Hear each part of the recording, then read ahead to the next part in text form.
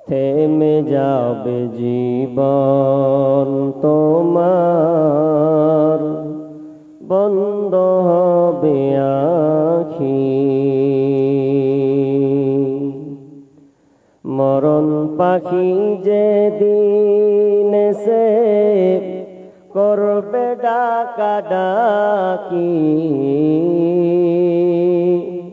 থেমে যাবে জীবন তোমার, বন্ধ হবে আখি। ওরে মন,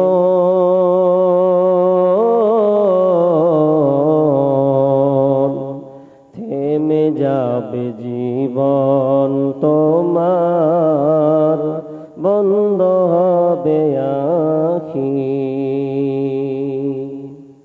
দুনিয়াতে আছো তুমি টাকা পয়সা নিয়ে, মরার পরে করবে দাফন সাদা কাফন দিয়ে। দুনিয়াতে আছো তুমি টাকা পয়সা নিয়ে, মরার পরে করবে দাফন সাদা কাফন দিয়ে। যাইবে তুমি খালি হাতে,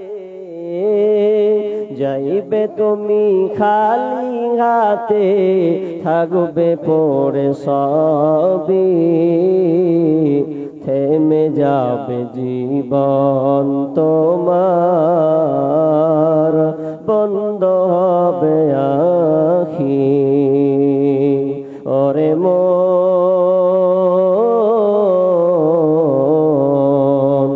থেমে যাবে জীবন তোমার, বন্ধ হবে আখি। দুনিয়ারি রং তামাশাই আছো তুমি মেতে, এই দুনিয়া ছাড়তে হবে পরকাল যেতে। দুনিয়ারি রং তামাশাই আছো তুমি মেতে, এই দুনিয়া ছাড়তে হবে পরকাল যেতে। জান্নাত জাহান্নামের কথা, জান্নাত জাহান্নামের কথা ভুলে গেলে নাকি, থেমে যাবে জীবন তোমার, বন্ধ হবে আখি। থেমে যাবে জীবন তোমার, বন্ধ হবে আখি। ওরে মন,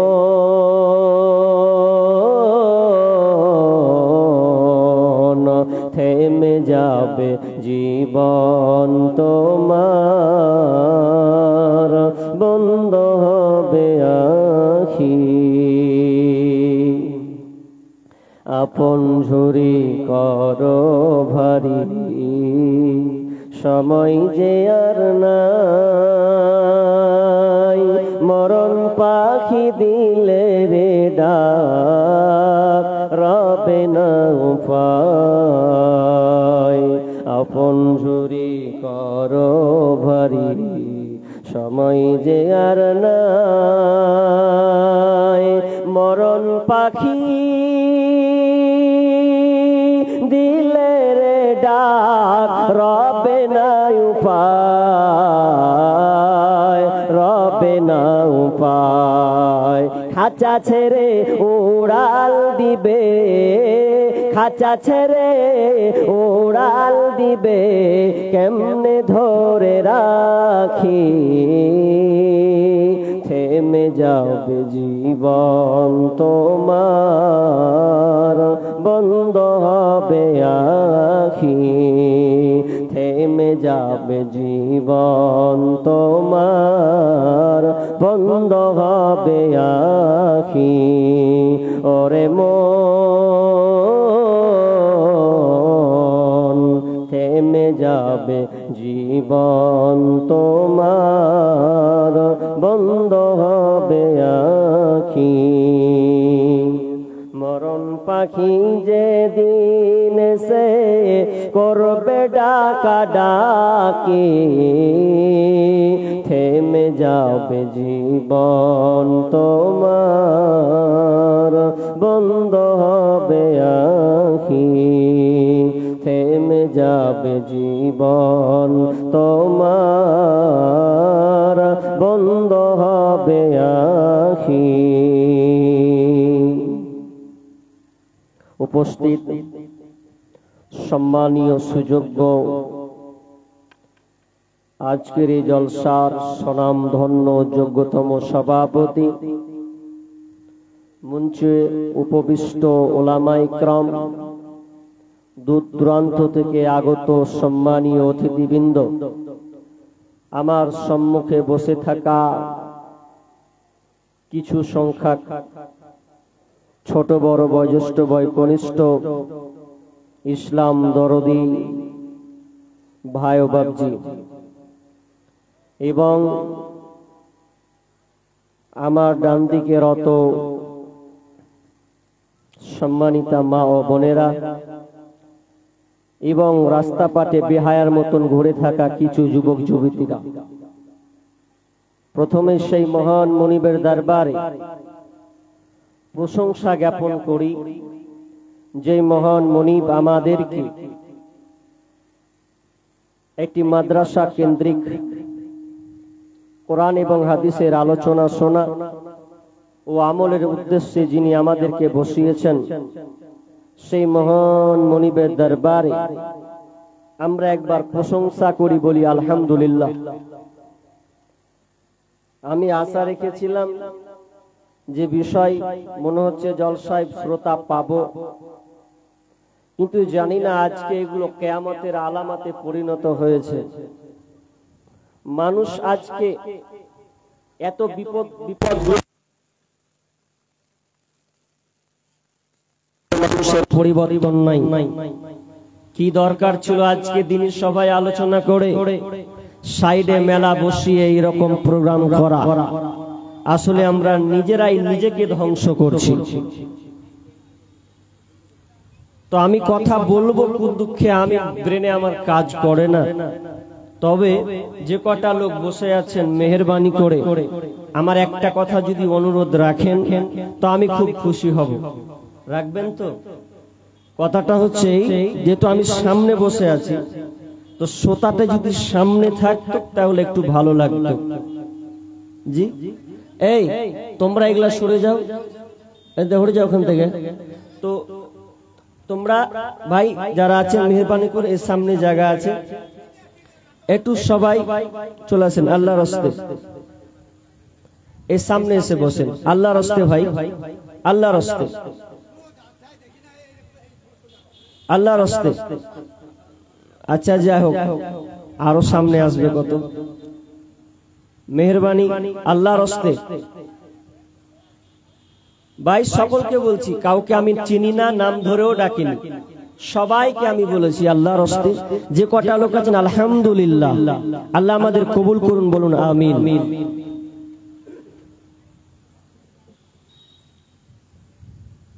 তারপরে পরে শান্তি বর্ষিত হোক সকল নবীদের উপর, বিশেষ করে আমাদের শেষ নবী জনাবে মুহাম্মদুর রাসূলুল্লাহ।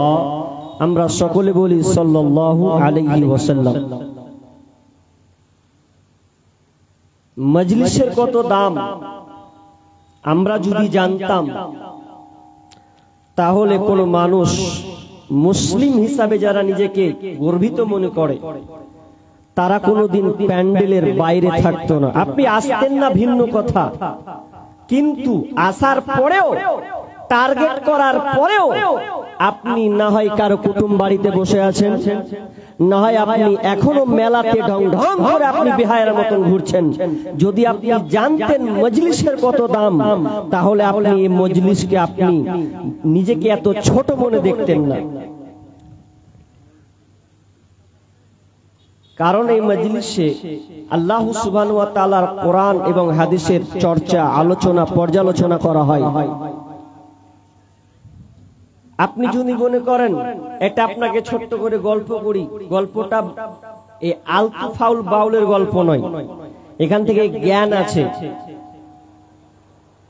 একজন গার্জিয়ান পিতা বলছে প্রতিদিন কোরআন তেলাওয়াত করে, প্রতিদিন কোরআন পড়ে। তো কোরআন যখন পড়ে তো বেটা বাপকে বলছে, আব্বা আপনার কোরআন পড়ে লাভটা কি আছে বলেন তো? আপনি তো কোরআন মুখস্থ করতেই পারেন না, খালি পড়ছেন আর ছেড়ে দিচ্ছেন, অন্তত মুখস্থ তো অন্তত করেন। তো এবার ছেলেকে তো উত্তর দিতে হবে। তখন বাপ বলছে, বেটা তোমাকে আমি উত্তর দেওয়ার আগে আমি তোমাকে কিছু কাজ করতে বলবো, ওটা করো। কি কাজ? বলছে এক কাজ করো, তুমি একটা ঝুড়ি নাও, ওই ঝুড়িটা নিয়ে তল ফুটো আছে, যে ঝুড়ি আপনারা ফল ফ্রুট রাখেন ফুটো থাকে, তো বলছে ওই ঝুড়িটা নিয়ে তুমি নদীর ধারে যাও, আর নদীর ধারে গিয়ে তুমি আমার জন্য পানি নিয়ে আসো। বাপের আদেশ সন্তান পালন করছে। নদীতে গিয়ে পুকুরে গিয়ে যখন পানিটা নিয়ে আসতে, তো আনতে আনতে রাস্তাতে পানি শেষ। ফুটো থাকলে পানি আনতে পারবে? অসম্ভব। বাপ বলছে বেটা আবার যাও। বাপ অর্ডার করে, ছেলে যায়, ৩-৪ বার হয়ে যাচ্ছে, পানি সম্পূর্ণ পানি আনতেই পারছে না, কারণ তলাটা কি ফুটা।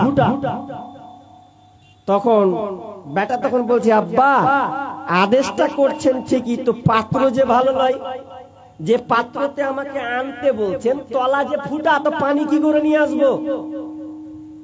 কি লাভ হলো? বলছে বেটা তুমি লক্ষ্য করনি, আমি তোমাকে ফুটা ঝুড়িতে পানি আনতে বলেছি, কিন্তু ঝুড়িটার দিকে একবার লক্ষ্য করো, যে ঝুড়িটা তুমি 4 বার 5 বার 6 বার যে পানি নিয়ে এসেছো, তো ঝুড়িটা যে কালো ছিল, তো ওই ঝুড়িটা পরিষ্কার হয়ে গেছে।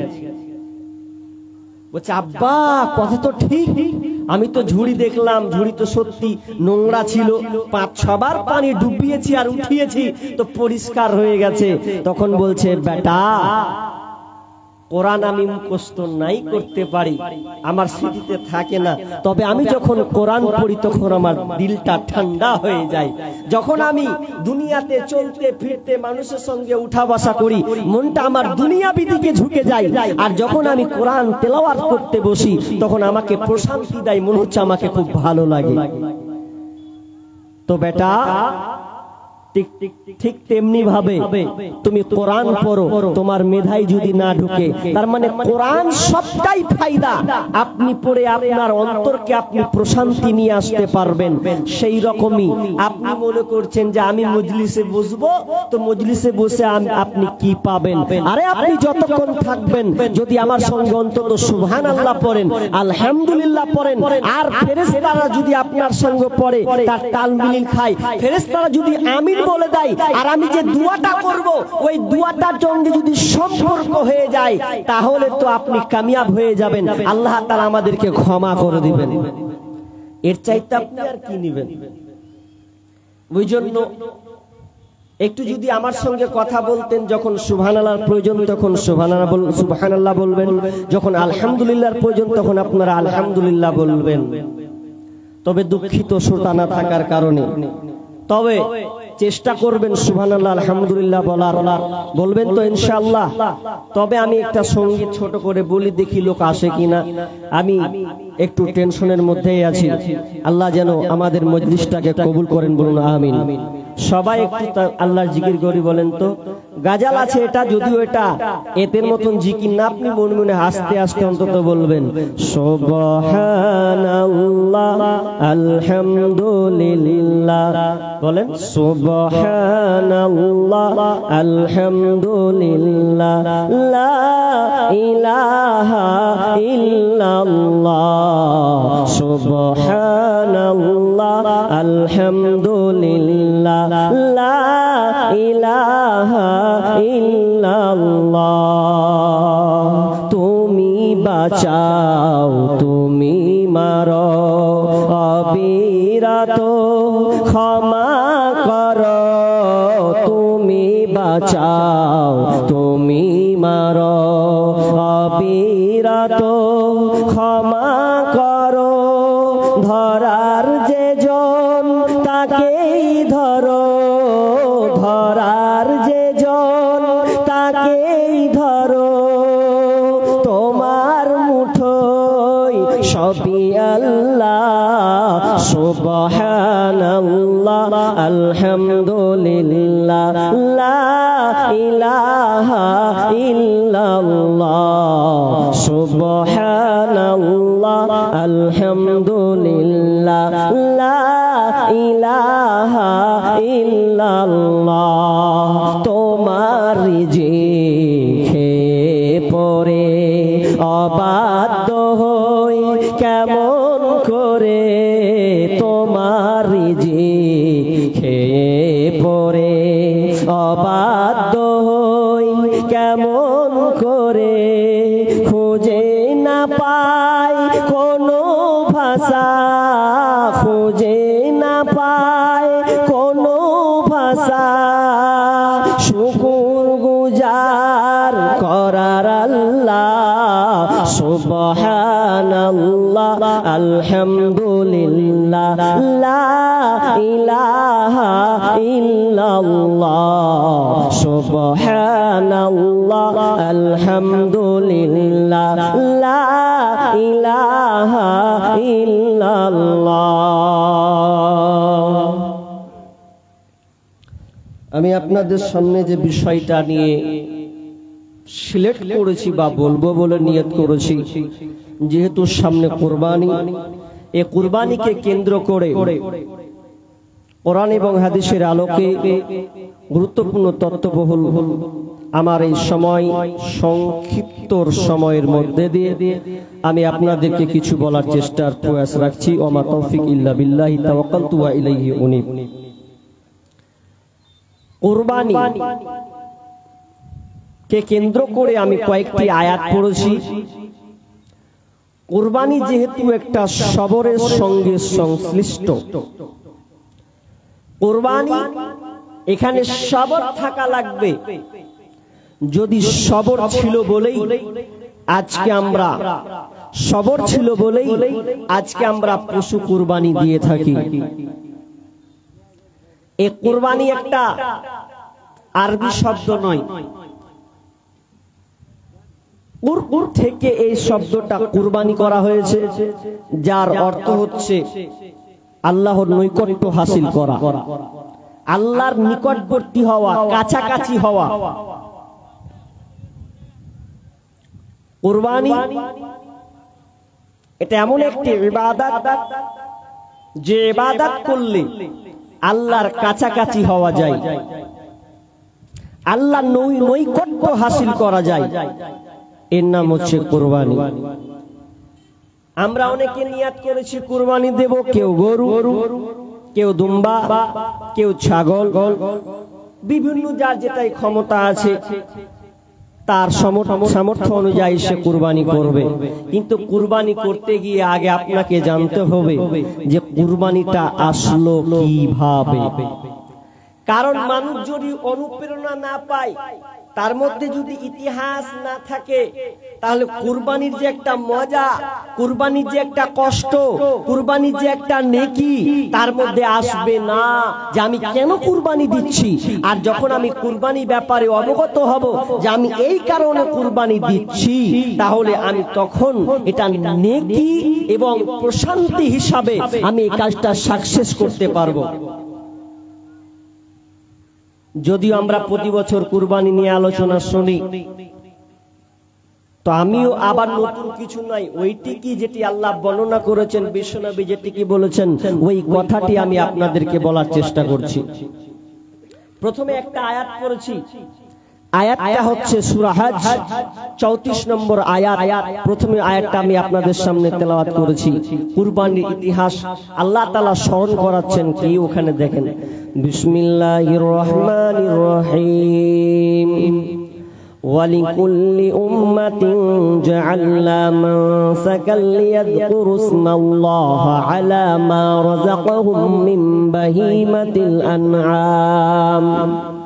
আল্লাহ সুবহানাহু ওয়া তাআলা বলেন, আমি প্রত্যেক জাতির জন্য ওয়ালিকুল্লি উম্মাতিন জাআলনা, আল্লাহ সুবহানাহু ওয়া তাআলা বলছেন আমি প্রত্যেক জাতির জন্য আমি কুরবানির বিধান দিয়েছি।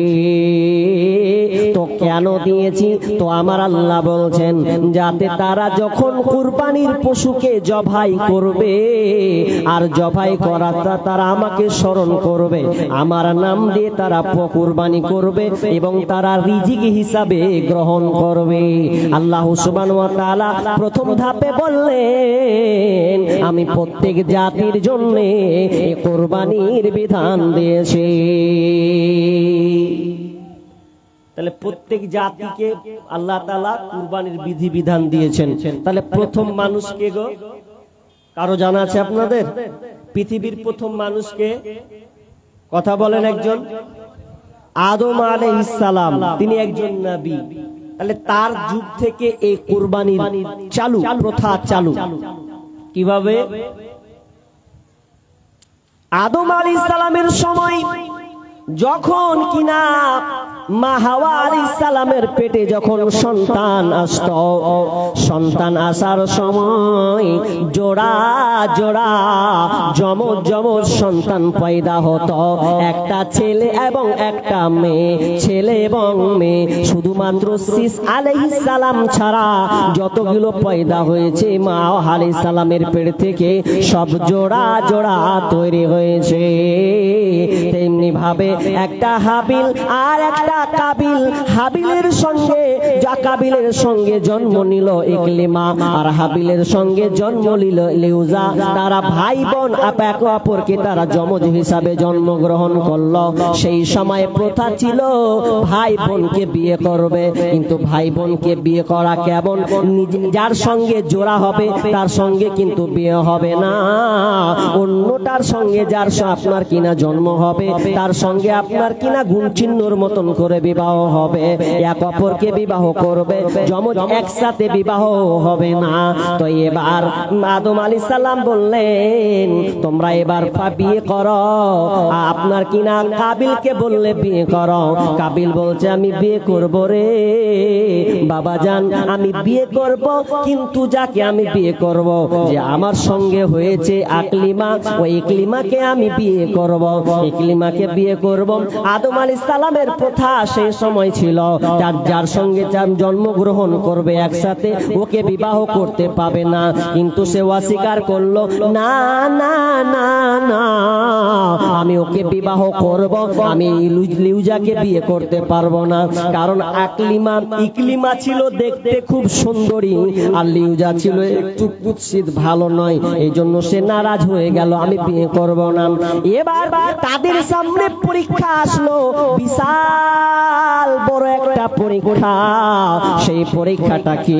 পরীক্ষাটা হচ্ছে তোরা দুই ভাই দুজন মিলে তোদের জন্য পরীক্ষাটা হচ্ছে যে তোরা নিজ নিজ একদম পছন্দনীয় জিনিস কুরবানি কর, যার যেটা পছন্দ সেটা কুরবানি কর। তো কাবিল আপনার কিনা সে চাষ করতো, আপনার চাষি মানুষ, সে চাষ করতো, আর কাবিল চাষ করার জন্য কুরবানি দেওয়ার জন্য আপনার কিনা ভালো কোন শীষ নাই নিয়ে এসে খারাপ শীষটাকে সামনে এসে হাজির করে দিল।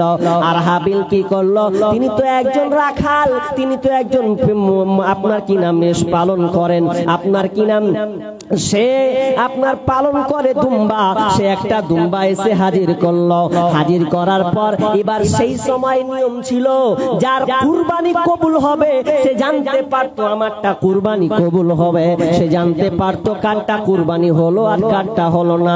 যদি ওই সিস্টেমটা আমাদের বর্তমান রায়গঞ্জের মাটিতে, ভিটিয়ারের মাটিতে, বাহিনের মাটিতে যদি থাকতো তাহলে মানুষ জানতে পারতো কার কুরবানি হচ্ছে আর কার কুরবানি হয় না। কিন্তু আদম সালামের সময় বুঝা যেত যে কার কুরবানি কবুল হচ্ছে আর কার কুরবানি কবুল হয় না। যারটা কুরবানি কবুল হতো তারটা পুরে ছাই হয়ে যেত অথবা আসমানে উঠে যেত। যখন জানতো যে আসমানে উঠে গেছে তার মানে আবার কুরবানি কবুল হয়ে গেছে। কাবিলের মন খারাপ, আমার কুরবানি কবুল হলো না, আর হাবিলের ফের কুরবানি কবুল করলি, কবুল হয়ে গেল না, আমি এটা মানতে পারবো না। লজ্জার ব্যাপার কি? লজ্জার ব্যাপার নয়। কুরবানি একজনের হবে একজনের হবে না, তো স্বাভাবিক লজ্জা আসবে। এবার লজ্জা ঠেকাতে গিয়ে করলো কি? হাবিলকে মেরে ফেলে দিল। মারা টার্গেট শুরু করলো। হাবিল বলছে ভাই আমি তোমাকে মারতে পারবো না, আমি তোমাকে মারতে পারবো না। কাবিল বলল আমি তোকে শেষ করে দেব। সূরা মায়েদার 8 রুকুর মধ্যে এই হাবিল কাবিলের আল্লাহ সুবহানাহু ওয়া তাআলা বর্ণনা করেছেন। তখন কাবিল আপনার হাবিলকে হত্যা করে দিল। বিশাল লম্বা ঘটনা আছে, ওইদিকে যাব না। প্রথম কুরবানি এটা। আর রিনিউ হলো, যেটা রিনিউ হলো সেটা হচ্ছে ইব্রাহিম আলাইহিস সালাম থেকে। ইব্রাহিম আলাইহিস সালাম তিনি একজন নবী, যেই নবীর পরীক্ষা তাকে যে কত ধৈর্য ধরতে হয়েছে এই পরীক্ষাতে, মুফাসসিরিন বলছেন যে তাকে 116 অধিক পরীক্ষা দিতে হয়েছে। তার মধ্যে বড় পরীক্ষায় পড়তে হয়েছে 16, একদম 9টা। তার মধ্যে বড় বড় 3টা আছে। তার মধ্যে একটা কি? কুরবানি করা। এটা বড় পরীক্ষা নয়? বিশাল বড় পরীক্ষা। ছেলেকে কুরবানি করতে হবে। একটা বয়স্ক নবী, বয়স তার 86 বছর। তো 86 বছরের চুলা সাদা থাকবে? সব পেকে একাকার, দাড়ি সব পেকে একাকার, লাঠি ধরে আছে। তো লাঠি ধরে আছে আর আল্লাহকে কতদিন থেকে বলছে, আল্লাহ রব্বি হাবলি মিনাস সালিহিন, রব্বি হাবলি মিনাস সালিহিন। যাদের সন্তান হয় না, মা বোন ভালো করে শুনেন, যদি আল্লাহ আপনাকে সন্তান না দেয় আপনি কারো পাল্লায় পড়বেন না। নামাজে গিয়ে আপনি আল্লাহকে বলবেন রব্বি হাবলি মিনাস সালিহিন, আল্লাহ তুমি আমাকে একটা নেক সন্তান দাও। নেক সন্তান চাইতে হবে, কিন্তু আমরা নেক সন্তান চাই কোথায়? এদিকে আপনাদের কোনো মাজার টাজার আছে নাকি? এদিকে আছে? না থাকলে আলহামদুলিল্লাহ। আমাদের বীরভূম ডিস্ট্রিক্টে মাজারটার নাম কি? পাথর চাবড়ি। নাম শুনেছেন আপনারা? শুনেননি? ও পাথর চাবড়িতে সন্তান চাই মানুষ। মুর্শিদাবাদের লোক, ওখানে গিয়ে সন্তান চাই, মানে কোন খালা শিখিয়ে দিয়েছে, খালা গে বুবু চল দে পাথর চাবড়িতে যাবি, মানুষ মাইনে লিয়েই গে, দেখ তোর বহু পেটে সন্তান হবে। তখন ও আবার বেটি ছেলের কারবার, ও তো 1 সেকেন্ডে নিলে 1 সেকেন্ড নিলে হাঁটলো। ওর চাওয়ার ক্যাপাসিটি, ওদের চাওয়ার ক্যাপাসিটি মাঝারে গিয়ে যে কত রকম করে চাই ঠিক নাই। আমি তোমায় ভালোবাসি গো বাবা, আমি তোমায় ভালোবাসি। খালি তো খালি এটা তো আছে, আমি তোমায় ভালোবাসি গো বাবা, আমি তোমায় ভালোবাসি। আমি তো চরণ চুমিতে বাবা তোমার কাছে আসি। আমি তোমায় ভালোবাসি গো বাবা, আমি তোমায় ভালোবাসি। একটা সন্তান চাইতে এসেছি গো বাবা, না পাই যেন আমি ফাঁকি। আমি তোমায় ভালোবাসি গো বাবা, আমি তোমায় ভালোবাসি। চলছে ওদের। আর চাইতে চাইতে কিছু কিছু আবার দেখলাম ও আবার ক্যারিশমা করে চাইছে। একটা ছেলেদের বাবা মিন্নতি করি তোর দরবারে, একটা ছেলেদের বাবা মিন্নতি করি তোর দরবারে। যদি মরা পাতা পরে গাউসের উপরে, যদি মরা পাতা পরে গাউসের উপরে, ছেলে হবে রে ছেলে হবে ঠিকই সেজে যাবে মরে। যদি জিন্দা পাতা পরে গাউসের উপরে, যদি টাটকা পাতা পরে গাউসের উপরে, ছেলে হবে রে বাবা যাবে বেঁচে। আর হায় আহারে হায় আহারে, মজার করে পড়ে আছে আর সন্তান চাইছে। আর তোল তাবলা কত রকমের যে ঢোল আছে, ওই তাহিরি জিকিরের মতন চলছে ওখানে, কত রকমের ঢোল তার ঠিক নাই। এগুলা আছে চ্যাং চুং চ্যাং চ্যাং চ্যাং, এরকম দেখেছেন আপনারা? এটা আছে। আর একটা তো মনে আছে এরকম নেই, দেখেননি আপনারা? আর কত অনেক রকম ঢাক ঢোল বাজায় ওরা। আর একটা হচ্ছে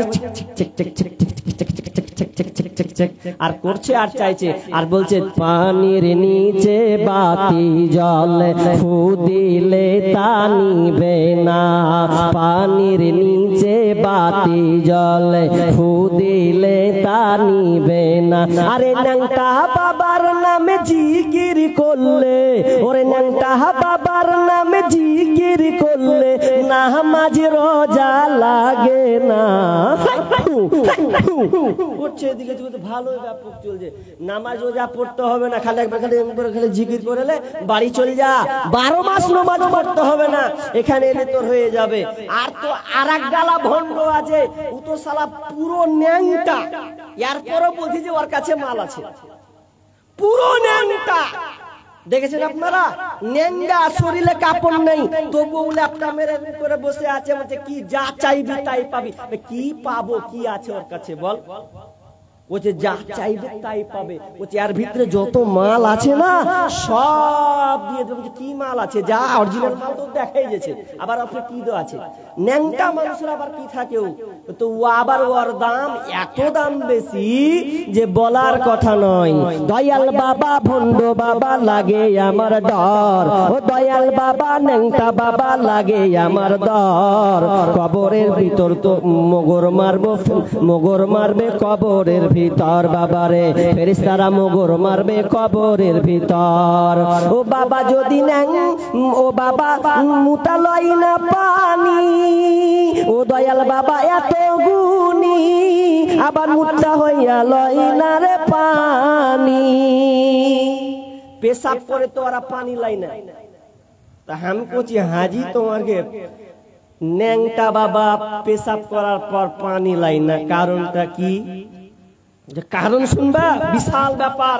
ওছে পেশাব করার পর ফের পানি লাই না, তার কারণটা কহ দেখি না, কিসের লেগে লাই না? আর আমরাকে তো নিতে হয় পানি, নাহলে তো অপবিত্র হয়ে যাবে। তো তোমার ন্যাংটা বাবা পানি লাই না একটু বলো তো। বলছে আমার ন্যাংটা বাবা, আমার ন্যাংটা বাবা পানি এই জন্য লাগাই না, পানি খরচ করে না পেশাব করার পর।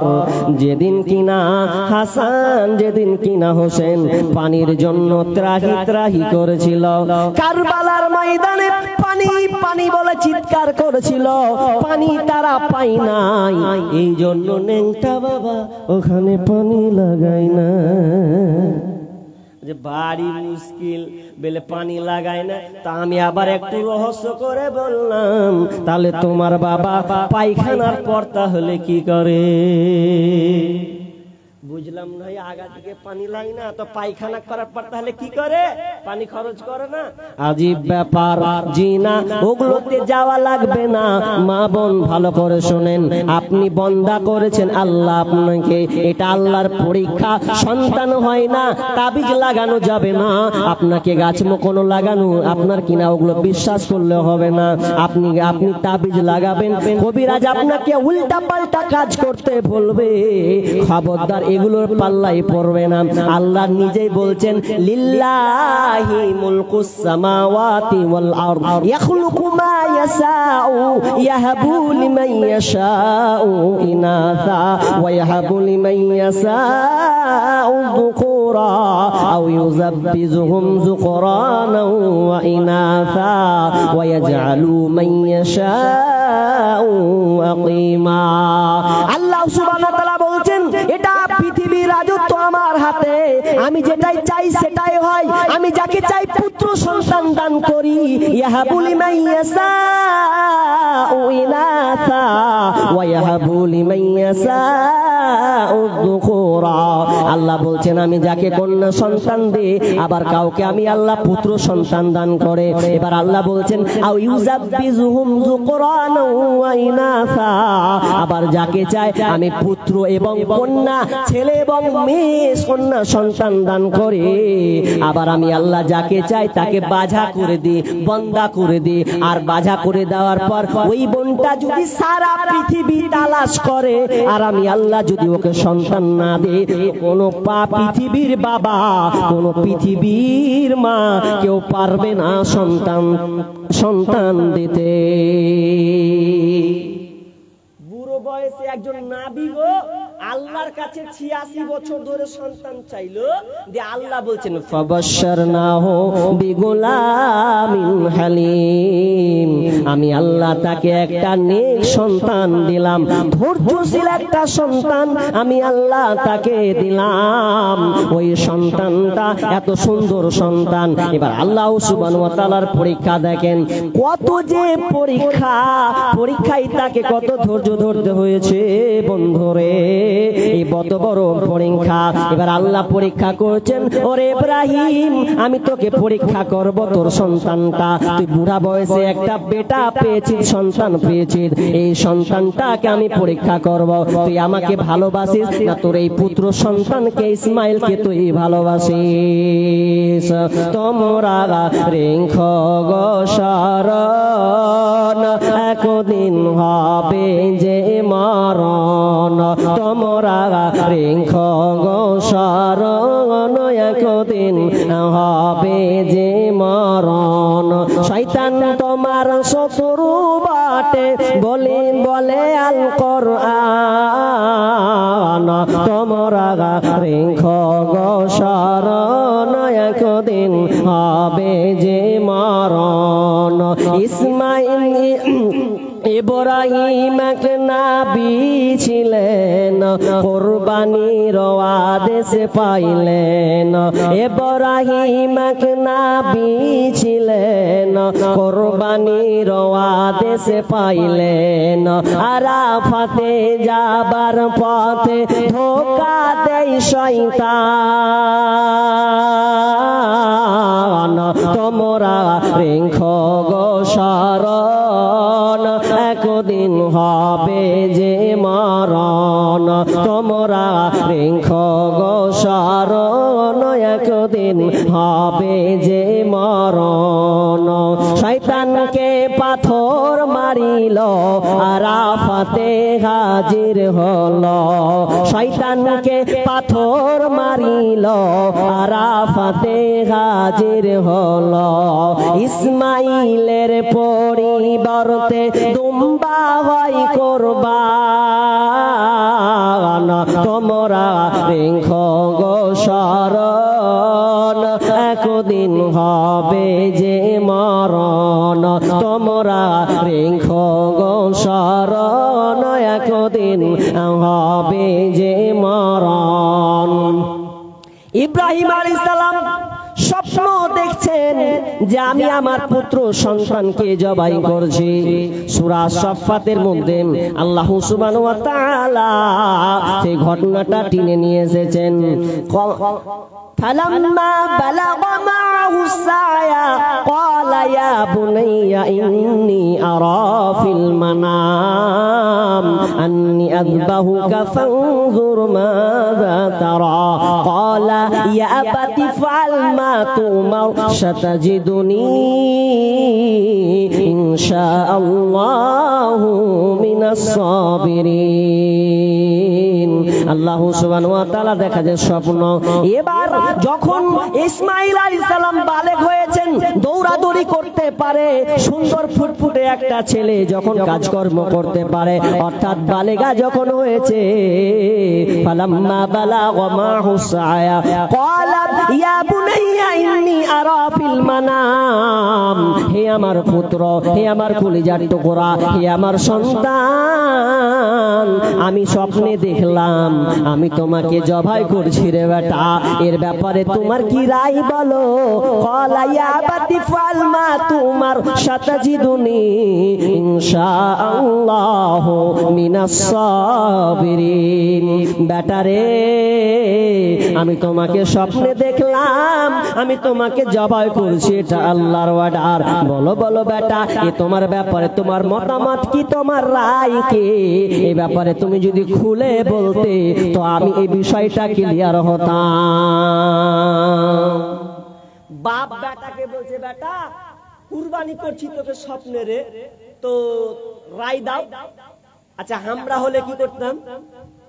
তিনটা বেটা বলছি, আব্দুর রহমান কি যাব্বা, আরে তোকে স্বপ্নে দেখছি খালি জবাই করছি, তো তুই মতামত বলছে, আব্বা ভুল দেখেছো, আমাকে দেখোনি, তোমার বড় বেটাকে দেখেছো। আমাকে দেখেছো তুমি, ভুল দেখেছো, আরেকবার স্বপ্ন দেখবা তুমি কি আছে, আমি লাই তোমার বড় বেটা আছে হয়তো, বলতে কি বলতো না। আর এই বেটা ইসমাইল কি উত্তর দিচ্ছেন দেখেন আল্লাহ। আচ্ছা নিজের ছেলেকে কুরবানি করবে, এটা চারটিখানি কথা, একটু ভাবেন। আপনি কুরবানি দেবেন, নিয়ত করেছেন খাসি, নিয়ত করেছেন গরু, কুরবানি দিবেন আপনি। ওই আপনি খাসিটাকে আপনি 5 মাস 1 বছর 6 মাস ধরে আপনি লালন করেছেন, তাকে আপনি খাওয়িয়েছেন, যত্ন করে বড় করেছেন। যেই খাসিটা আপনাকে দেখলে ছুটে চলে যায় আমার মালিক এসেছে, আপনি কাঁঠালের পাত নিলেন, ঘাস নিলেন, যখনই কোনো খাবার দেখবে আপনার দিকে ছুটে যাবে, কারণ সে হচ্ছে মালিক। আপনাকে দেখেছে খুশিতে আত্মহারা হয়ে যায়, আমাকে খাওয়াবে। আপনিও ওই খাসিটাকে এত যত্ন করেন, এত লালন পালন করেন বন্ধুরে, আপনি ওই খাসিটাকে ছাড়া থাকতে পারেন না। আমি অনেক জায়গায় দেখেছি, অনেকে আবার বিছানাতে খাসিকে নিয়ে ঘুমায়, এরকম আছে কি নাই? অনেক জায়গায় আছে, খাসিকে এত মহব্বত করে রে যে সন্তান ছেলেরা মেয়েরা সবাই কুরবানির খাসিকে আপনার কিনা সুন্দর করে লালন করে, সুন্দর করে খাওয়ায়, আপনার কিনা সুন্দর বিছানা ঘুমানো হয়। অনেক সময় দেখা যায় আপনার বাড়িতে 2টা খাসি আছে, একটা খাসি যদি আপনি কুরবানি করেন, কুরবানি করার পর মেয়ে বলছে, আব্বা আমি খাসি বিক্রি করতে দেব না, এটা আমি কখনোই মানতে পারবো না। যেদিন কুরবানির দিন হবে অনেকের চোখ দিয়ে পানি বের হয়, আমি একে 1 বছর ধরে লালন পালন করলাম, 1 বছর ধরে আমি মানুষ আপনার কিনা বড় করলাম, খাওয়ালাম, আজকে ওকে কুরবানি করব, চোখ দিয়ে অশ্রু বের হয়। বাড়ির একটা কোন আপনার কিনা ছেলে বাচ্চা ছেলে কিংবা মামে, সে বলছে আব্বা আমি কুরবানি করতে দিব না, কান্না করে। মিডিয়াতে অনেক দেখা যায়, অনেক মেয়ে মিডিয়াতে প্রতি বছর দেখা যায় কুরবানি না করতে যাওয়ার জন্য কত ছেলেরা আপনার কিনা খাসিকে জড়িয়ে ধরে লাই, না আব্বা আমি কুরবানি করতে দিব না, আমার সামনে জবাই হবে, এটা আমি দেখতে পারবো না। তাহলে দেখেন তো, পশুর জন্য যদি আপনার এত মায়া হয়, অনেক গার্জেনেরও মায়া হয়, কিন্তু এটা তো ছেলে, এটা তো কোনো পশু নাই, খাসি নয়, গরু নয়। ইসমাইল আলাইহিস সালামকে ইব্রাহিম আলাইহিস সালাম জবাই করবে, কুরবানি করবে, এটা আল্লাহর অর্ডার। তাহলে বলেন তো কিভাবে কুরবানি করবে? এটা কিছু করার নাই, কিন্তু আল্লাহর পরীক্ষা, এই জন্য তাকে কুরবানি করতে হবে। সন্তান বলছেন, ক্বালা ইয়া আবাতি ফাল মা তুমার সাতাজিদুনি ইনশাআল্লাহু মিনাস সাবিরিন। আব্বা স্বপ্নে দেখেছেন আপনি বাস্তবায়ন করুন, আমাকে ধৈর্যশীলদের মধ্যে একজন পাবেন, কারণ ধৈর্যশীল আপনি, ধৈর্যশীল আমার মা হাজেরা, আর আমিও ধৈর্যশীলদের একজন, তো আমাকে পাবেন। কেমন মা ধৈর্যশীল গো, ছোট বাচ্চা ইসমাইল হয়েছে, তো হাজেরাকে ইব্রাহিম আলাইহিস সালাম রেখে আসলেন কোথায়? তো উপত্যকা, সাফা মারওয়ার উপত্যকাতে, যেখানে কোনো মানুষ নাই, কিছু নাই, ওখানে রেখে আসবে। আর ওখানে যখন রেখে আসবে তো এত মানুষ নাই। আচ্ছা, আপনি যদি আপনার বিবিকে, একটা ধরেন আপনার স্ত্রী আছে বাড়িতে, যখন ওকে রেখে চলে আসেন কোন একটা এই ফারাক্কার মাছ দ্বীপে রেখে চলে এলেন, কেউ নাই, আচ্ছা আপনার স্ত্রী মেনে নেবে এটা? হাজি কেউ নেই, আমাকে রেখে চলে এসো। তো ইসমাইল আলাইহিস সালাম কোনো উত্তর দেয় না, চলে যাচ্ছে। তো শেষে বলছে যে এটা কি আল্লাহর অর্ডার? বিবি বলছে আল্লাহর অর্ডার, তো বলছে জি আল্লাহর অর্ডার। যদি আল্লাহর অর্ডার যদি হয়ে থাকে তাহলে আমি এখানে সবর করলাম, ধৈর্য ধারণ করলাম, এই ধৈর্য ধারণ করলাম, আর কিছুই বললো না। তো সাফা মারওয়া দৌড়লো, কত পরীক্ষা দেখেন, কোনো খাবার নাই, মানুষ নাই, খালি বলছে আল্লাহ খাবার দাও, পানি নাই, খালি সাফা মারওয়া ছুটে আর ছুটে আর ছুটে। এখন এমন হয়েছে যে মানুষ যদি হজ করতে যায় আর সাফা মারওয়া যদি 7 চক্কর না লাগায়, ওই হজ হবে? আর হজই হবে না। আল্লাহ বলছে ইন্নাশ সাফা ওয়াল মারওয়াতা মিন শাআইরিল্লাহ। আল্লাহ সুবহানাহু ওয়া তাআলা বলছেন যে সাফা এবং মারওয়া হজের আপনার জাতি যেটা নিদর্শন রেখেছে, আল্লাহ সুবহানাহু ওয়া তাআলা এটা নিদর্শন, কোন হাজী যদি হজ করতে যায়, সাফা মারওয়া যদি না যায়, তাহলে তার কোনো হজ লাগবে না। পানি নাই ওখানে, পানি হলো, পানিটার নাম কি? জমজম। কি বলেন তো? জমজম। এই জমজম পানি, এর তথ্য আছে জানেন? বিজ্ঞানী, জাপানি বিজ্ঞানী একজন এই পানি নিয়ে গবেষণা করছেন, ডক্টর ইমোটো। তিনি বলছেন যে এই পানিটা কত পাওয়ারফুল, যে এই পানিটা যদি একটু নেওয়া হয়, আর নেওয়ার পর যদি আমাদের এলাকার পানিকে যদি মিশ্রিত করা যায়, তো পুরোটা জমজমের পানি হয়ে যাবে। এত পাওয়ারফুল। শুধু তাই নয়, ডক্টর ইমোটো বলছেন যদি দামি দামি মোটর আনা হয় পানিকে শেষ করার জন্য, যদি এই জমজমের পানিকে শেষ করব বলে তারা যদি পদক্ষেপ নেয়, ডক্টর ইমোটো বলছেন, তাহলে 8 মিনিট অথবা 8 সেকেন্ডের মধ্যেই আবার পানি উঠে যাবে, পানি শেষ করতে পারবে না। সারা পৃথিবীর মানুষ এই জমজমের পানি খেয়ে শেষ করতে পারবে না। এত বরকত আছে এই জমজমের পানিতে। তো ওই কথাটাই ওখানে সবর আছে। তখন ইসমাইল সালাম বলছেন যে আমার মা যেমন সবর রাখে, আপনি যেমন সবরশীল, তো আমিও সবরশীল। ক্বালা ইয়া বাতি ফাল মা তুমার সাতাজিদুনি ইনশাআল্লাহু মিনাস সাবিরিন। এবার সন্তান রাজি হলো। ফালাম্মা আসলামা ওয়া তাল্লাহু লিল জাবিন ওয়া নাদাইনাহু আইয়া ইব্রাহিম। সন্তানকে এবার নিয়ে চলে গেছে মিনাতে গিয়ে জবাই করবে। সন্তানকে দুনিয়ায় রাজি হয়ে গেছে, সন্তানকে আছড়ে মেরে দিল। অনেক তাফসীরগণ তাফসীর করেন, ভুয়া তাফসীর। অনেকে বলেন ইব্রাহিম আলাইহিস সালাম 3 দিন 100 করে 300 উট কুরবানি করেছে, তাফসীর কিন্তু সত্য নয়। অনেকে বলেছিলেন চোখ বেঁধেছিল, এটাও তাফসীর সত্য নয়। কারণ কোরআনে বলছেন ফালাম্মা আসলামা, তারা দুজনেই সারেন্ডার হয়ে গেছে, আত্মসমর্পণ করে দিয়েছে। সন্তানকে আছাড় দিয়ে ফেলে দিল।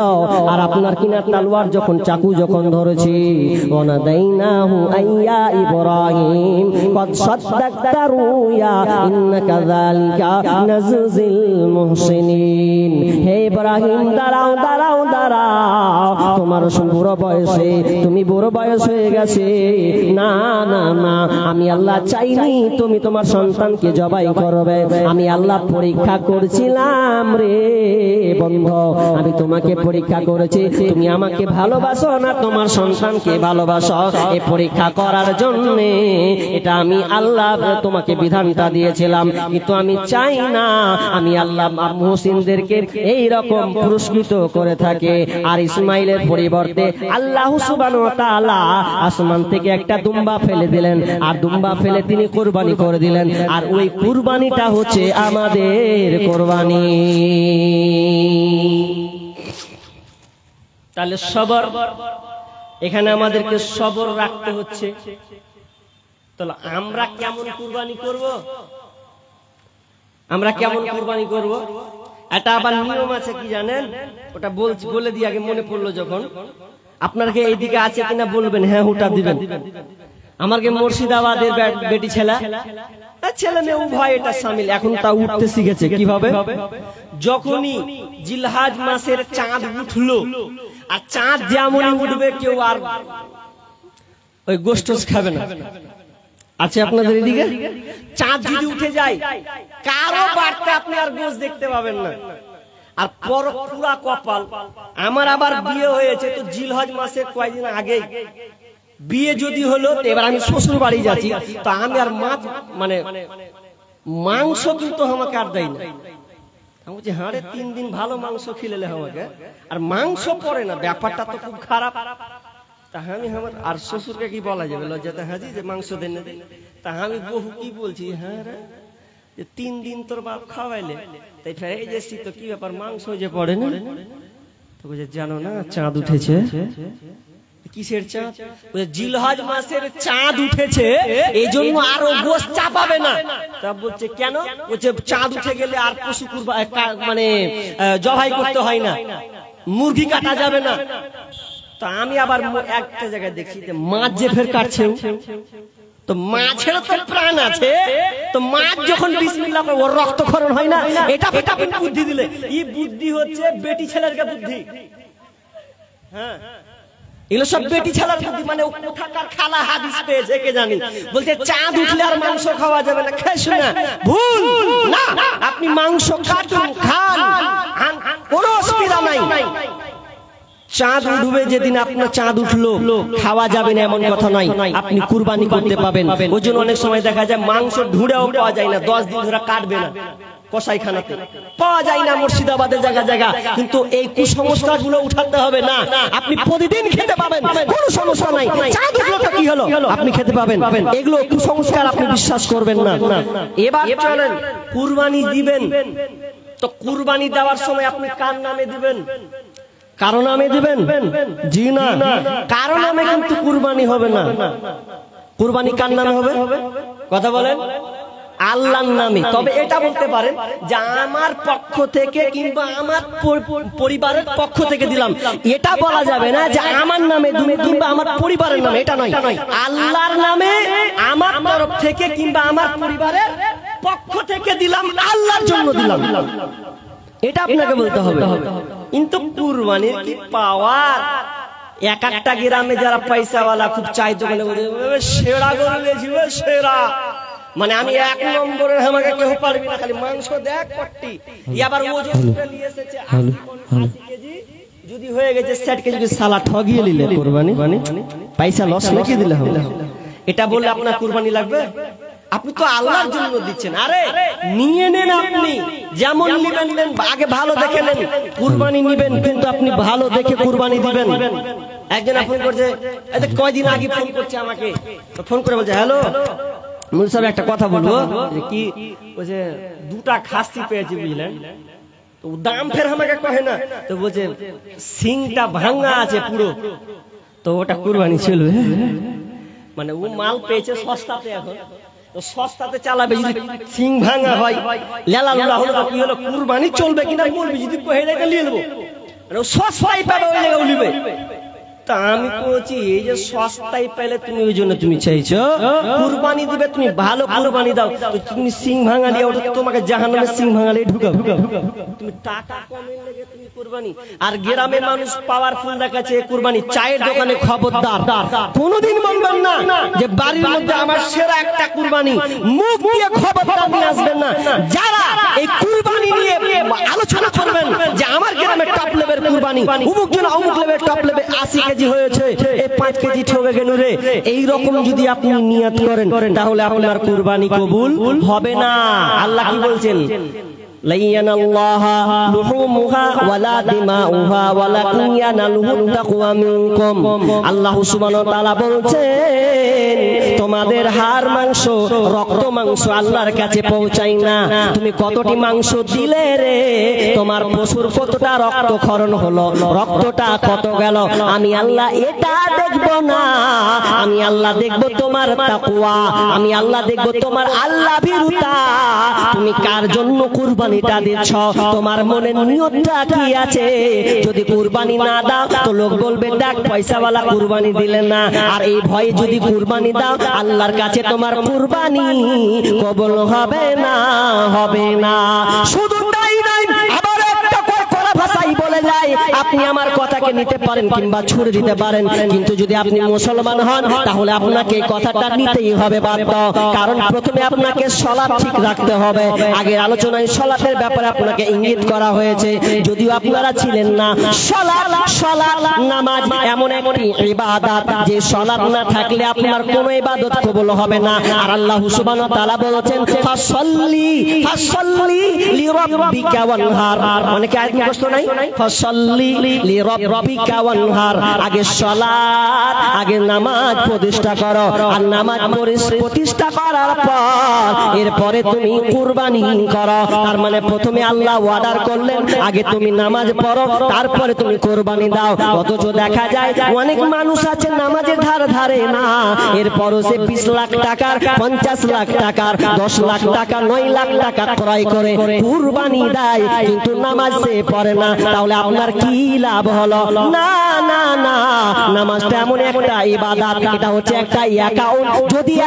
যদি আপনার না থাকে, আপনি টাকা ব্যাংকে জমা দিয়ে কোনো আপনার লাভ হবে না। যেমন ঠিক তেমনি ভাবে যদি আপনার সালাত না থাকে, কোনো আপনার নেকি গ্রহণযোগ্য হবে না, কোনো আমল আপনার গ্রহণযোগ্য হবে না। এই জন্য আল্লাহ সুবহানাহু ওয়া তাআলা বলছেন ফামাইয়া আমাল মিসকালা যাররাতিন খায়রান ইয়ারা ওয়া মাইয়া আমাল মিসকালা যাররাতিন শাররান ইয়ারা। আল্লাহ বলছেন মানুষ দুনিয়াতে নেকি করবে গাদা, ভালো মন্দ নেকি করবে, ভালো যে নেকিটা করবে অনুপরিমাণ ওটাও দেখতে পাবে, আর ভালো নেকি অনুপরিমাণ যদি করে ওটাও দেখতে পাবে। আপনি যদি খারাপ আমল করেন, আপনি দান করেছেন, সদকা দান করেছেন, ভালো কাজ করেছেন, নামাজ পড়েন, সেদিন আপনি আমলগুলো দেখতে পাবেন, কিন্তু কোনো কাজে আসবে না। তাহলে আপনাকে নামাজ পড়তে হবে, এরপরে আপনাকে প্রতিজ্ঞাবদ্ধ হবে আল্লাহ আর কোনদিন নামাজ পড়িনি, আজ থেকে পড়বো, সামনে কুরবানি। এই ইচ্ছা পোষণ করেন আল্লাহ সুবহানাহু ওয়া তাআলা। আরে আপনার ছোট যদি হয়, একটা ঘুষ করে সুদ করে যদি 9 লাখ টাকার কুরবানি হয়, আর একজন নামাজি আপনাকে ছোট্ট একটা বকরি দিয়ে আপনি আল্লাহকে সন্তুষ্ট করার জন্য যদি কুরবানি দেয়, আল্লাহর কাছে সর্বপ্রথম আপনার কুরবানিটাই আল্লাহর কাছে কবুল হবে, কিন্তু ওই ঘুষখোরের কুরবানি কবুল হবে না। কিন্তু আশ্চর্য, আমরা আফসোস করছি ছোট কি হবে না। কুরবানি দেন, কুরবানি দিবেন আল্লাহর জন্য। পশু জবাই করলে শুধু হয় না রে ভাই কুরবানি, লোক দেখানোর জন্য শুধু দিও না ভাই কুরবানি। পশু জবাই করলে শুধু হয় না রে ভাই কুরবানি, লোক দেখানোর জন্য শুধু দিও না ভাই কুরবানি। যতটুকু করো রে ভাই, যতটুকু করো রে ভাই, আল্লাহর খুশির বিকল্প নাই। যতটুকুই করো রে ভাই, আল্লাহর খুশির বিকল্প নাই। কবুল হবে কুরবানি। কুরবানি কুরবানি কুরবানি দাও কুরবানি কুরবানি কুরবানি দাও কুরবানি কুরবানি কুরবানি দাও কুরবানি কুরবানি কুরবানি দাও কুরবানি কুরবানি পশু জবাই করলে শুধু হয় না রে ভাই কুরবানি লোক দেখানোর জন্য শুধু হয় না রে ভাই কুরবানি পশু জবাই করলে শুধু হয় না রে ভাই কুরবানি লোক দেখানোর জন্য শুধু দিও না ভাই কুরবানি যতটুকু করো রে ভাই আল্লাহর খুশির বিকল্প নাই যতটুকুই করো রে ভাই আল্লাহর খুশির বিকল্প নাই কবুল হবে কুরবানি কুরবানি দাও কুরবানি কুরবানি কুরবানি দাও কুরবানি কুরবানি তোমার গরুর দাম যে বেশি এই গ্রামে সেরা তুমি তোমার গরুর দাম যে বেশি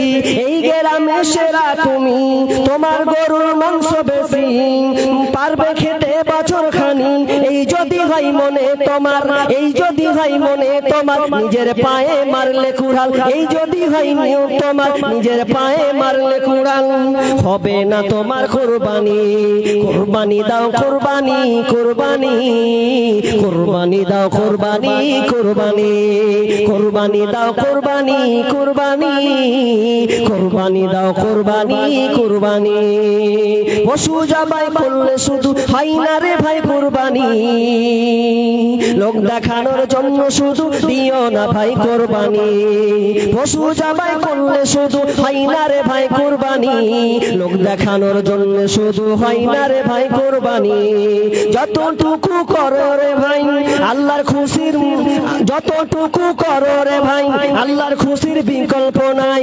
যতটুকুই করো রে ভাই আল্লাহর খুশির বিকল্প নাই কবুল হবে কুরবানি কুরবানি দাও কুরবানি কুরবানি কুরবানি দাও কুরবানি কুরবানি কুরবানি দাও কুরবানি কুরবানি কুরবানি দাও কুরবানি কুরবানি কুরবানি দিবেন আল্লাহকে উদ্দেশ্য করে আর কয়েকটি 2-1 মিনিট কথা গুরুত্বপূর্ণ কয়েকটি কথা কুরবানিকে কেন্দ্র করে বলতেই হয় যেহেতু সামনে কুরবানি এই কুরবানি নিয়ে আজকে সোশ্যাল মিডিয়াতে দেখতে পাওয়া যাবে কি দেখতে পাওয়া যাবে জানেন যে মুসলমানরা দেখ নিরীহ পশুগুলোকে ওরা হত্যা করছে কাদের কথা তো নাস্তিকরা এখন বর্তমানে এখন থেকে হুড়হুড় শুরু করেছে কি শুরু করেছে যে কুরবানি নাস্তিকরা বলছে মুসলমানেরাকে দেখো লক্ষ লক্ষ পশুকে তারা নির্মম ভাবে তারা হত্যা করবে রক্তের প্রবাহ তারা ছড়াবে বাহ খুব সুন্দর সারা বছর কোথায় ছিলি হে জিলহজ মাসে একবার কুরবানি হবে আল্লাহর উদ্দেশ্যে কোন মানুষের স্বার্থে নয় আজকে বলছে যে মুসলমানেরা কুরবানি করবে এরা পশুদের উপরে কোনো মায়া নাই মায়া নাই আগে তোমার নিজের পায়ে তেল দাও তারপরে কথা বলিও স্পেন যেই দেশে ষাঁড় প্রতিযোগিতা খেলা হয় স্পেনে ষাঁড় লক্ষ লক্ষ ষাঁড়কে কুচিয়ে কুচিয়ে হত্যা করা হয় মেরে মেরে রক্তাক্ত করে হত্যা করা হয় তখন বলা হয় এই ষাঁড়গুলোকে ওরা মারছে কেন তো বলছে এটা হচ্ছে তাদের খেলা লাউ ঝামেলা খাওয়া লয় কিছু লয় লক্ষ লক্ষ ষাঁড়কে স্পেনের মাটিতে হত্যা করা হচ্ছে বলছে জিজ্ঞেস করা হচ্ছে এটাকে বলছে এটা ওদের ধর্মের খেলা আচ্ছা গেল ডেনমার্কের সমুদ্রের ধারে আপনি দেখতে পাবেন গুগল সার্চ করেন লক্ষ হাজার হাজার ডলফিনকে তারা হত্যা করে ডলফিনকে তারা রক্তের বন্যা বইয়ে দেয় তখন বলা হয় এই ডলফিন গুলোকে মাছের মতন দেখতে এদেরকে গুছিয়ে গুছিয়ে হত্যা করা হচ্ছে কেন মেরে মেরে তো বলছে এটা তাদের উৎসব বাহ খুব ভালো আচ্ছা যারা ইহুদি দেখবেন ওরা প্রতি বছর ইহুদিরা কি করে জানেন এই প্রতি বছর ইহুদিরা তারা মুরগিকে একত্রিত করে মুরগি একত্রিত করে তারা হাতে ঢেল নেই পাথর নেওয়ার পর তারা এমন জোরে ছুঁড়ে মারে সবগুলোকে এক চান্সে হত্যা করে দেওয়া হয় ওরা বলে যদি এক চান্সে মেরে দিত ভালো মেরে দেওয়ার পর ওরা বলে এটা হচ্ছে আমাদের একটা ধর্মের পালন লালন পালন, এটা আমরা যদি মারতে পারি তাহলে আমাদের স্বর্গ সুখ হবে। যদি এটা আমরা মারতে পারি, এই পাখিগুলোকে যদি মারি তাহলে আমাদের গুনাহ মাফ করে দেওয়া হবে, অথচ খাই না।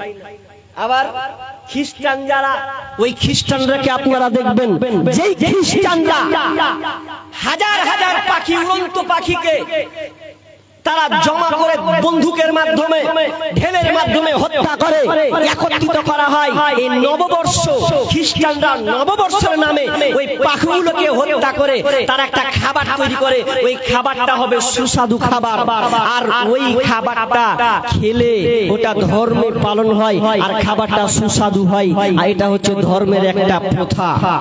হিন্দুরা, আমাদের বাড়ির পাশে সব বেশিরভাগ হিন্দু আশেপাশে রয়েছে, যে হিন্দুগুলো, আমি ছোট করছি না, তবে তাদের উৎসব, তাদের ধর্ম, তারা যখন পাঠা বলি দেয়, কেমন করে দেয়? ভালোভাবে দেয়। পাঠা বলি দেওয়ার সময় পেছন থেকে মারে, এমন করে দেয় বলি, তারপরে গলায় একদিক তিন দিকে ছুটে পালিয়ে যায়, রক্তের বন্যা বইয়ে যায়। তখন কোথায় ছিল পশু ভক্ত? কাকে বলে? রাসূল সাল্লাল্লাহু আলাইহি সাল্লাম পশুদেরকে তাদের সঙ্গে ভালো ব্যবহার করতে বলেছেন।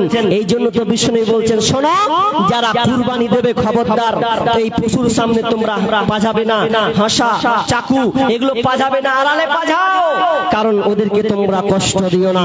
একজন বিজ্ঞানী বলছেন, মুসলিমরা যখন কুরবানি দেয়, একজন বিজ্ঞানী বলছেন, মুসলিমরা যখন কুরবানি দেয় তখন ওরা এক চপে দেয় না, তারা 5টা রগ কাটে, ঠিক না ভাই? ফেলে দেওয়ার পর 5টা রগ কাটা হয়, আর রগ আস্তে আস্তে কাটতে লাই। এরা ব্যথা কেমন পায়? ব্যথা কেমন পায়? একজন বিজ্ঞানী বলছেন যে একটা মানুষ যখন রাস্তা দিয়ে হাঁটে, রাস্তা দিয়ে হাঁটতে গিয়ে যখন হোঁচট খায়, তো হোঁচট খাওয়ার পর 10 থেকে 20-30 মিনিট সেকেন্ড পর অনুভব করে যে আমার লাগলো, মানে প্রথমে এক সেকেন্ডে বুঝতে পারেনি, পরে রক্ত লাগলো। ঠিকই ভাবে যখন মুসলমানেরা বিসমিল্লাহি আল্লাহু আকবার বলে যখন কুরবানি করে, তখন ওই হালকা 20-30 সেকেন্ডের যে একটা ব্যথা অনুভব পরে পাই, ওটা পশুও পাই।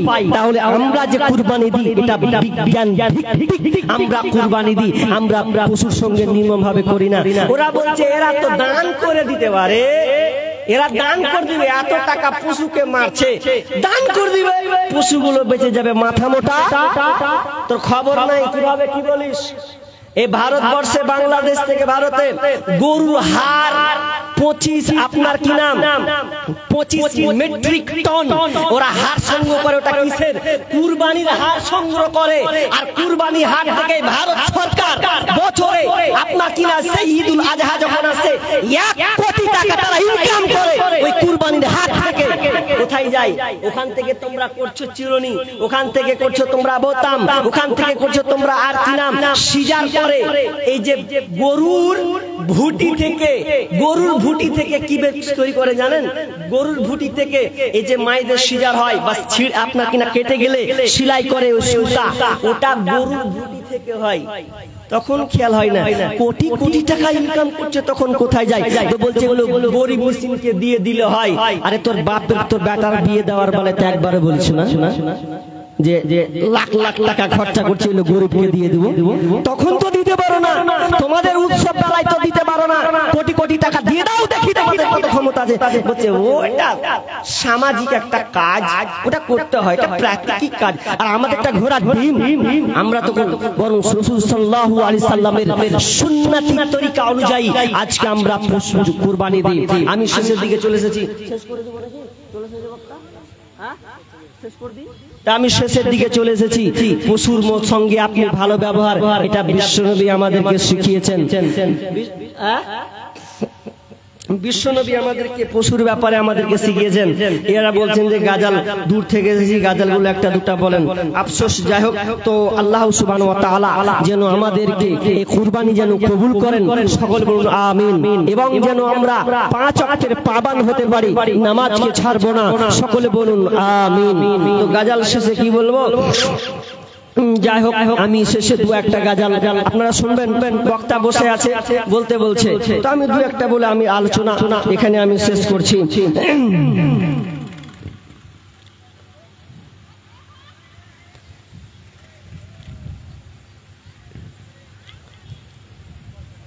মদিনা যাইতে পারলাম না, মদিনা দেখতে পারলাম না, মদিনা যাইতে পারলাম না, মদিনা দেখতে পারলাম না।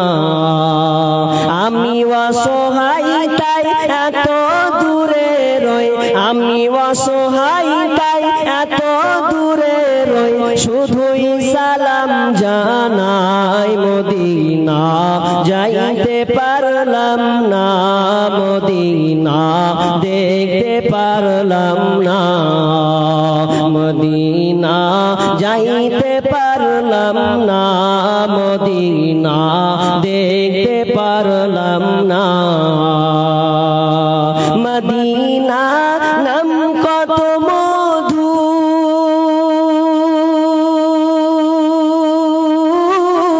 মদিনা আর যে কত দূর,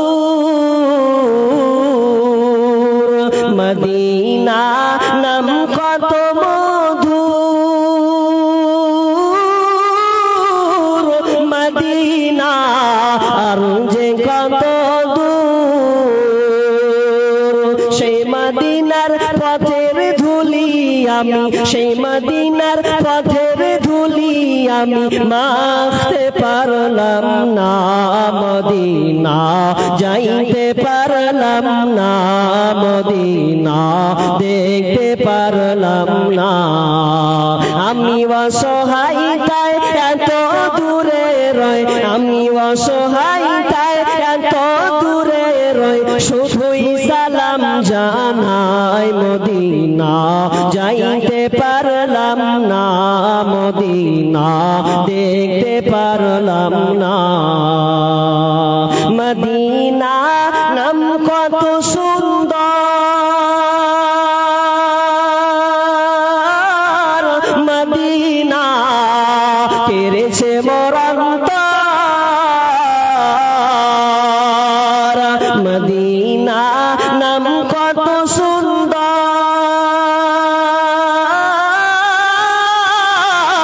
মদিনা কেড়েছে অন্তর।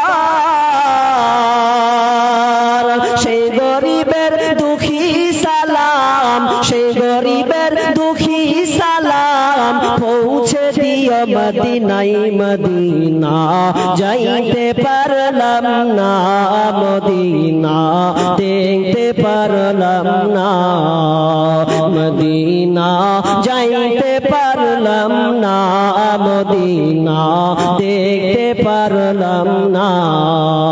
আমি অসহায় তাই এত দূরে রই, আমি অসহায় তাই এত দূরে রই, শুধুই সালাম জানাই, মদিনা যাইতে পারলাম না, মদিনা দেখতে পারলাম না। 10 মিনিটের আবেগ মাগো 5 মিনিটের মন, কে তুমি মা দেখতে দিলা না এই পৃথিবীর মুখ। 10 মিনিটের আবেগ মাগো 5 মিনিটের মন, কে তুমি মা দেখতে দিলা না এই পৃথিবীর মুখ। জোর করে আসিনি ক, জোর করে আসিনি ক, তোর শরীরে আমি পৃথিবীতে নাকি সন্তান হয় মায়ের কাছে দামি। তবে কেন সুখের ভুলে আমায় পেটে নিলা, সুখের শেষে কেটে ছিঁড়ে আমায় ফেলে দিলা। একদিন তুমি আমার কাছে, একদিন তুমি আমার কাছে আসবে ঠিকই মাগো, কি বলবে আল্লাহর কাছে জমা করে রাখো। আমি তো বেঁচে গেছি, আমি তো বেঁচে গেছি, বেঁচে গেল মান, নইলে লোকে বলতো মরে অবৈধ সন্তান। একটু অবৈধ সুখ পেতে মা, একটু অবৈধ সুখ পেতে মা আমায় পেটে নিলে, কলঙ্কের ভয়ে তুমি আমায় ছুঁড়ে ফেলে দিলে। তোমার মাও করতে করতো যদি, তোমার মাও করতো যদি তোমার সাথে এমন, বুঝতে মাগো সেদিন তুমি মৃত্যুর যন্ত্রণা কেমন। কি অপরাধ ছিল মাগো, কি অপরাধ ছিল মাগো, ফেলে গেলি নর্দমায়, অবুঝ বলে কুকুর এখন কামড়ে কামড়ে খায় মাগো, কামড়ে কামড়ে খায়। নিজের সুখটাই ভাবলি রে মা, আমার কথা ভাবলি না। জন্ম কেন দিলি রে তুই, আগে কেন বুঝলি না মা, আগে কেন বুঝলি না। অল্প সুখের মুখে ডুবে আনলি ধরার বুকে, অল্প সুখের মুখে ডুবে আনলি ধরার বুকে। তোদের সুখে বলি আমি কুকুর জীবের মুখে রে, কুকুর জীবের মুখে। লোক লজ্জায় ভয়ে রে মা, লোক লজ্জায় ভয়ে রে মা, ভুললি আমার কথা, বিনা দোষে করলি দোষী। এই কি মানবতা রে, এই কি মানবতা। কি অপরাধ ছিল মাগো, কি অপরাধ ছিল মাগো, ফেলে গেলি নর্দমায়, অবুঝ বলে কুকুর এখন কামড়ে কামড়ে খায় মাগো, কামড়ে কামড়ে খায়। আল্লাহ সুবহানাহু ওয়া তাআলা আমাদের সকলকে মাফ করুন এবং যা আলোচনা করলাম আল্লাহ সকলকে তুমি আমল করার তৌফিক দান করো। এখান থেকে আমি আলোচনা শেষ করছি। ওয়া মা আলাইনা ইল্লাল বালাগ। আসসালামু আলাইকুম ওয়া রাহমাতুল্লাহি ওয়া বারাকাতুহু। हेलो मोहतराम हज़रात, इतनी देर तक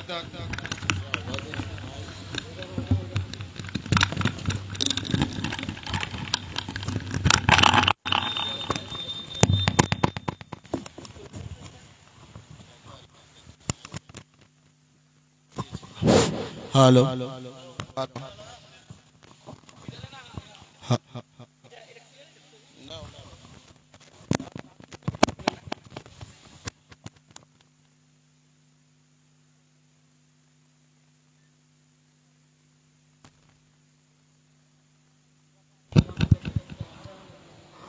अल्हम्दुलिल्लाह।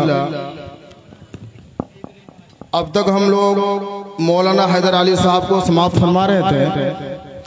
अब उनके बाद यानी इस जलसे का जो प्रधान वक्ता मुकर्रिर मौलाना नूरुल इस्लाम साहब गंगारामपुर दक्षिण दिनाजपुर से हमारे यहाँ तशरीफ लाए हैं, अब हम लोग उनको सुनेंगे। उससे पहले मेरे मोहतराम दोस्तों, हमें शर्म कहें या ना समझ कहें, ये हमारी कमजोरी है। अब तक हम लोगों ने मौलाना साहब की जो बातें सुने, हमरा सुन्नो नामाजेर कथा, हमरा सुन्नो कुरबानीर कथा। सही बात, सामने कुरबानी हमार गे और हमरा मनो करी दे गरु आनमो, बकरी आनमो, आरो किछु आनमो, आनालिबार बादे वा कुरबानी करा दिमो, हय गेल कुरबानी। मेरे मोहतरम दोस्तों, दीने इस्लाम में सिर्फ कुरबानी करने का मकसद कुरबानी नहीं है। कुरबानी ये भी है कि आप घर से निकल के तशरीफ लाए जलसागाह में और चाय की दुकान में आप लोग बैठ के बातें करेंगे, गपशप करेंगे, ये तो अल्लाह की नाफरमानी है भाई। बार बार अभी पेंडेल 100टा लोग नहीं और दूर दराज तक हमरा दुटा मुकर्रिर डाकाली, हमार को किछुटा शरम करा उचित, सोचा उचित, बुझा उचित। देनी हमरा की करी कालका যখন এই বক্তারা এই মুকাররিরা অন্য কোনো জায়গা যায় জলসা করবে, বয়ান রাখবে, তো मेरे मोहतरम दोस्तों কি আমার কে ঝিঝকিয়া কথা নি কইবে। आज हमरा सोची এই যে প্রোগ্রামটা কোনো ব্যক্তিগত নাই, এটা একটা মাদ্রাসা यानी মাদ্রাসা মাজাহির উলুম দ্বীনি ইদারার প্রতিষ্ঠান। আর এর না করে এটা একটা প্রোগ্রাম, যে প্রোগ্রাম যে কারণে প্রোগ্রামটা না এই ইদারা কিছু তালবে ইলম ছুয়া পড়াশোনা করে মাদ্রাসা থাকে, এই ছুয়ালা একদিন হাফিজ मौलवी मुफ्ती इमाम काजी जिनके बगैर हमारा जनाजा नामुमकिन है, जिनके बगैर हमारी निकाह नामुमकिन है, जिनके बगैर हमारे लिए शरीयत का हर निजाम नामुमकिन है। लेकिन फिर भी हम लोग को समझ में नहीं आती कि हम लोग